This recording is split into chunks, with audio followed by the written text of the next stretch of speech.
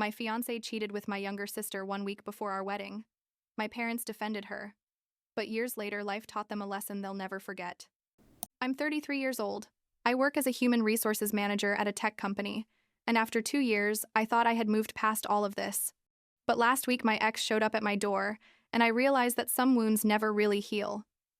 You just learn to live with them. I guess I should start from the beginning. When Kevin and I were dating and everything seemed perfect. Or at least I thought it was perfect. I met Kevin when I was 21. He was 23. And it was one of those stories that seems straight out of a romantic movie, you know. We met in college, at a stupid frat party where I didn't want to be, but my roommate dragged me there, and there he was, with that smile that made me forget I hated those kinds of parties. We started dating almost immediately, and for the next 12 years we built a life together. Or so I thought. We graduated, got decent jobs, moved together into a small apartment that cost us like 2 months' salary each, but we loved it because it was ours. And little by little, we started talking about marriage, about having kids, about all that life we were supposedly going to build together. My sister Ashley, who's 4 years younger than me, was always there too. Like she was always the adorable little sister everyone loved. My parents basically worshipped her because she was the baby of the family, and I never had a problem with that. Honestly, because I had my life with Kevin, and I was happy. When Kevin finally proposed to me, after 12 years together, I thought it was the happiest moment of my life. It was at a romantic dinner, nothing too elaborate but perfect for us, and when I saw the ring, which was beautiful, by the way, he had been saving for months, I felt like everything in my life was finally falling into place. We started planning the wedding immediately. Set the date for 6 months later. I was obsessed with every detail, from the invitations to the flowers, and Kevin seemed excited too, or at least that's what I thought at the time. Ashley helped me. With the preparations, she came to my apartment almost every day to go over fabric samples or taste appetizers for the reception, and I thought how lucky I am to have such an involved and enthusiastic sister about my wedding. But then, like 3 or 4 months after the engagement, Kevin started acting weird. I don't know how to explain it exactly, but it was like he was distant, like his mind was somewhere else when we talked. He came home late from work more often. His phone would ring at strange hours and he'd rush to answer in another room. And when I asked him what was going on, he'd just say he was stressed about work, that they were restructuring his department and he was under a lot of pressure. I believed him, obviously, because after 12 years together, why wouldn't I believe him? Plus, I was so busy with the wedding preparations that honestly I didn't pay as much attention as I should have, and that's something that haunts me to this day. Like, I wonder if I should have noticed, is the signs earlier, if I should have confronted him when I started feeling like something wasn't right. 1 week before the wedding, exactly 7 days before we were supposed to get married, Kevin came home early from work, which was already weird because lately he'd been working late every day. I was in the living room going over the guest list for the millionth time, making sure we hadn't missed anyone. When I saw him walk in, and the expression on his face made my blood run cold. He looked pale, like he'd seen a ghost, and his eyes were red like he'd been crying. I got up from the couch and asked him what was wrong. If someone had died, if he was sick, and he just stood there at the entrance to our living room, in the apartment where we'd lived together for years, and said, "I need to tell you something, and I don't know how to do it, but I can't marry you without you knowing." What came next was basically the collapse of my entire life. Kevin sat on the couch. I was still standing, because my legs wouldn't respond to sit down, and he told me he'd been having an affair for the past year. A whole year. Can you believe it? And not with just anyone? Not with a coworker or someone he met at a bar? No. Kevin had been sleeping with my sister Ashley. My younger sister, the one who came to my apartment every day supposedly to help me with the wedding, the one who hugged me and told me how happy she was for me, that Ashley. And then came the part that made me feel like the floor was opening up beneath my feet. Ashley was pregnant, 3 months along, and the baby was Kevin's. I don't remember exactly what happened in the following minutes. I think I screamed. I know. I cried. I have a vague memory of throwing the ring at his face and telling him to get out of my apartment. But everything is blurry in my memory, like my brain had decided to protect me by erasing the most painful details. What I do remember perfectly is the feeling of betrayal that went through my chest, like a knife. Because it wasn't just that Kevin had cheated on me. It was that my sister, my own blood sister, the person who was supposed to have my back no matter what, had decided that my boyfriend was more important than our relationship as sisters. Kevin tried to explain himself, said he hadn't planned for it to happen, that it started innocently when Ashley came to him for advice about a problem with her boyfriend at the time. Yes, she had a boyfriend when all this started. Incredible, right? And that somehow one thing led to another, and by the time he realized it, they were already too involved. He told me he loved me, that he'd always loved me, but that he'd fallen in love with Ashley too, and that she was pregnant and he had to do the right thing. Do the right thing. Those were his exact words, as if doing this to me was the right thing in some alternate universe. I told him he had exactly 10 minutes to get all his stuff out of my apartment or I was going to call the police. I tried to say something else, but I just kept screaming, "Get out of my house! Get out of my house!" And eventually he started stuffing his clothes into suitcases while I stayed in the kitchen, shaking and trying to process that my life had just exploded into 1,000 pieces. When he finally left, I called my mom because I needed someone to tell me that all of this was a nightmare, that it couldn't be real, and what happened next was almost worse than the initial betrayal. My mom came to my apartment. Honestly, I thought she was going to comfort me, that she was going to tell me that Ashley was a horrible person and that they would support me in this. But instead, she told me that I needed to be the older sister, that Ashley was pregnant and scared, that Kevin had taken responsibility for his actions, and that I needed to forgive them, because at the end of the day, we were family. Forgive them. She asked me to forgive them. As if Kevin hadn't just destroyed 12 years of our life together, as if Ashley hadn't just stabbed me in the back in the cruelest way possible. I told my mom to get out of my house, that if she wanted to support Ashley that was fine, but that I was never going to forgive this. And she left crying, saying that someday I would understand, that the baby was the most important thing now. My dad called later, tried the same speech about you need to be the mature one here, and I basically told him that if they wanted to have a relationship with Ashley that was fine, but that they were done with me too. I canceled the wedding, obviously. Had to call all the guests, return gifts, lose the deposits on everything, and each call was like reliving the humiliation again, because I had to explain why the wedding wasn't going to happen, and people made those awkward pauses when I told them the truth. What came after was like living in a fog for months. I moved to a new apartment because I couldn't keep living in the place where Kevin and I had built our life, changed my phone number, blocked Ashley, Kevin, my parents on all social media, and basically cut off all contact with that part of my life. My friends were amazing, honestly. They supported me completely. Some even stopped talking to Ashley and Kevin when they found out what happened. But still, there were days where I couldn't even get out of bed because the pain was too much. Like 6 months later, I found out through a mutual friend that Kevin and Ashley had gotten married in a small ceremony, and that my parents had attended. That was like a second stab, because it meant that my own parents had chosen Ashley's side and were celebrating her happiness built on the ruins of my relationship, but by that point, I had already accepted that I'd lost them too. 2 full years passed without me having contact with any of them.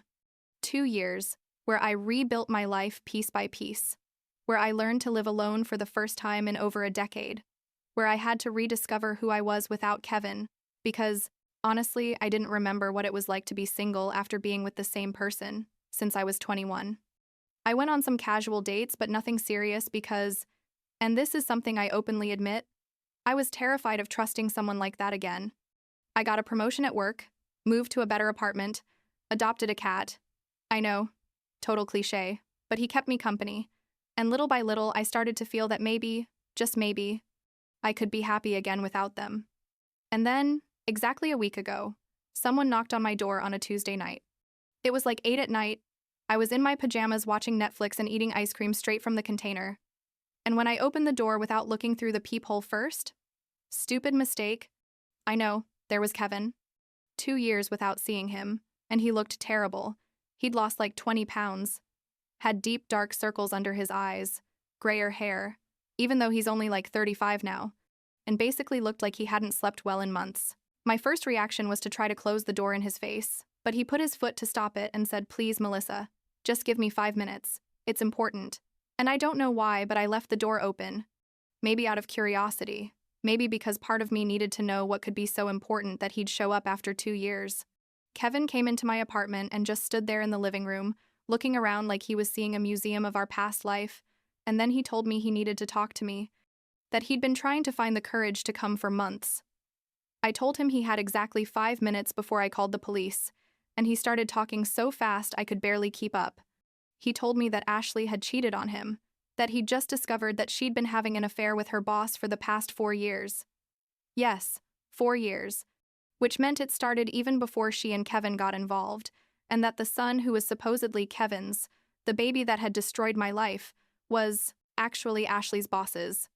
A married man with 2 kids who had been using Ashley as a mistress for years while maintaining his marriage. And here comes the part where I probably look like a bad person, but I don't care. I laughed. I laughed so hard I had to sit on the couch because I couldn't breathe. Kevin looked confused and hurt, like he didn't understand why his pain seemed funny to me. And when I could finally control the laughter, I told him exactly what I thought. I told him it was karma, that it was cosmic justice, that he and Ashley deserved exactly this after what they did to me.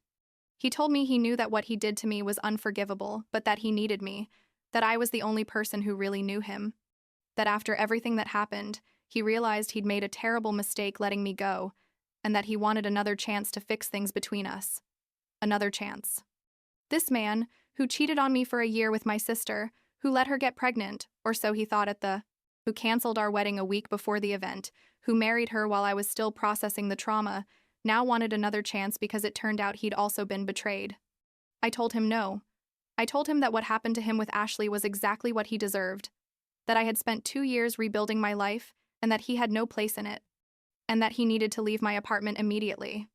Kevin started crying, like really crying with sobs and everything, saying he couldn't live with the guilt of what he did to me, that he was in therapy, but it wasn't working because he knew he could never forgive himself if I didn't forgive him first. I told him that wasn't my problem, that his guilt and his pain weren't my responsibility, and that after what he did to me, I didn't owe him absolutely anything, not even my forgiveness. He eventually left, still crying, and I sat there in my living room, processing what had just happened. Part of me, a very small part, felt something, like pity, because he looked genuinely destroyed. But the bigger part of me, the part that still carried the scar of his betrayal, felt vindicated in a way that's probably not healthy but was real. 2 days later, Kevin's mother called me. I don't know how she got my new number, but I guess Kevin gave it to her. And when I answered again, my mistake, she immediately started begging me to forgive her son. She told me Kevin was going through severe depression, that he barely ate, that he wasn't going to work, that she was worried he'd do something drastic if he didn't find a way to deal with his guilt and pain. I told her, and this sounded harsher than I meant it to, but it was the truth, that if Kevin was suffering, it was because he was finally experiencing the consequences of his actions, and that I wasn't his savior or his therapist.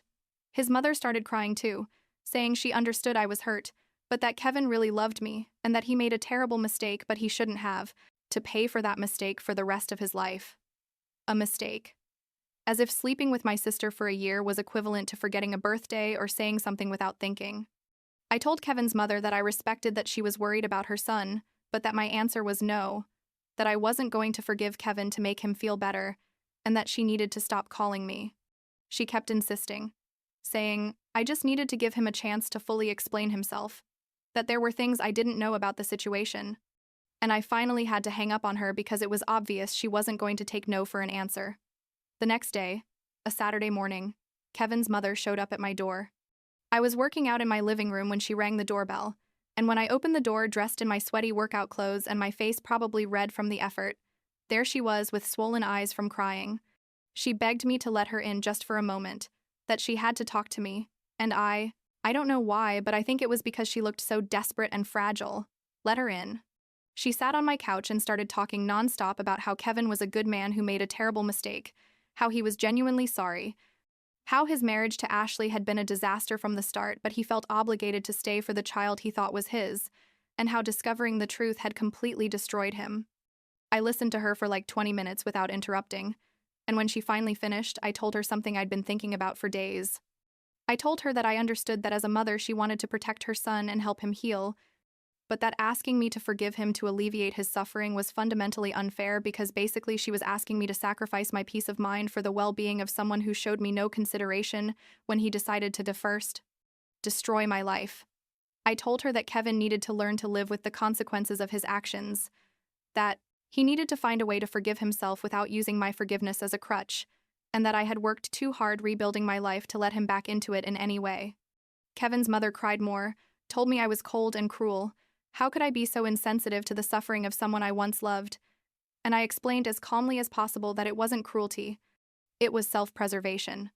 I told her that when Kevin did what he did to me, I went through months where I could barely function, where every day was a struggle to get out of bed, where I lost not only my partner but also my sister and my parents, and that no one had shown up at my door begging for forgiveness then. I told her that Kevin had resources I didn't have, that he had his family supporting him, that he had access to therapy, that he had all the tools he needed to heal, and that the only thing he was missing was the willingness to do the work without using my forgiveness as a shortcut. Eventually, Kevin's mother left, still crying, but I think she finally understood I wasn't going to change my mind. That night, Kevin sent me a text, the last one I've received from him so far, where he said he understood my decision, that he respected my boundaries, that he was going to work on himself and try to be a better person, and that he hoped that someday, even if it was many years from now, I could find peace with what happened.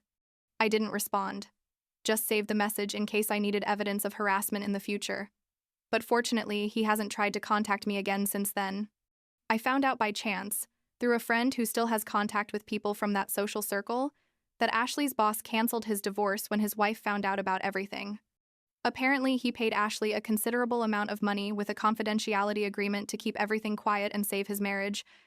And Ashley lost her job because working in the same office as your ex-lover when everyone knows what happened is basically impossible. Kevin and Ashley are proceeding with their divorce. They're going to share custody of their son, even though Kevin knows he's not biologically his, because after almost 3 years, the kid sees him as his father and Kevin doesn't want to abandon him despite everything. My parents tried to contact me like a month ago.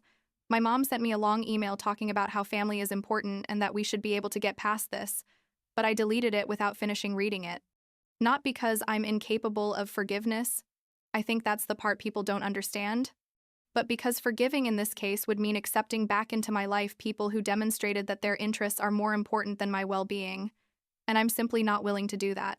I've built a new life where I'm surrounded by people who truly value me, where I don't have to worry about the people closest to me betraying me in the most horrible way possible, and that peace is worth more than any forced reconciliation. Sometimes I wonder if I'm a bad person for not forgiving Kevin, for feeling satisfaction when I found out Ashley had cheated on him too, for denying him the absolution he clearly needs to be able to move forward. But then I remember the nights where I cried until I had no tears left, the days where I had to smile at work while inside I was falling apart, the humiliation of having to cancel my wedding and explain to everyone why, and the betrayal of my own parents choosing Ashley's side. And honestly, I don't feel bad about maintaining my boundaries. Forgiveness isn't something you owe someone just because they ask for it. It's something you give when you're ready and when you genuinely feel it's right for you. And I'm simply not there, and I don't think I'll ever be. Life is weird, you know? Because 2 years ago, I was at the worst moment of my life thinking I was never going to recover from this. And now I'm fine. Not perfect, but fine. And Kevin is the one who's destroyed asking for my forgiveness as if that was going to fix anything. It doesn't give me pleasure to see him suffer, honestly, contrary to what his mother might think, but it's also not my job to alleviate his suffering, especially not at the cost of my own mental health. And as for Ashley, honestly, I don't even think about her most of the time. It's like that person ceased to exist for me the day I found out about her betrayal. I guess the point of all this, if there is a point, is that sometimes things don't resolve in the pretty way we see in movies where everyone forgives each other and moves on like nothing happened. Sometimes people hurt you so deeply that all you can do is cut contact completely and rebuild your life without them. And that's okay too. You don't have to forgive people who betrayed you just because they need your forgiveness to feel better about themselves, and you definitely don't have to sacrifice your peace for others' comfort. I still have difficult days, I'm not going to lie. Days where I wonder what my life would have been like if Kevin had never cheated on me. If I'd married him as planned. If I'd have kids now or be living in a house in the suburbs with a white picket fence and a dog. But then I look at my current life.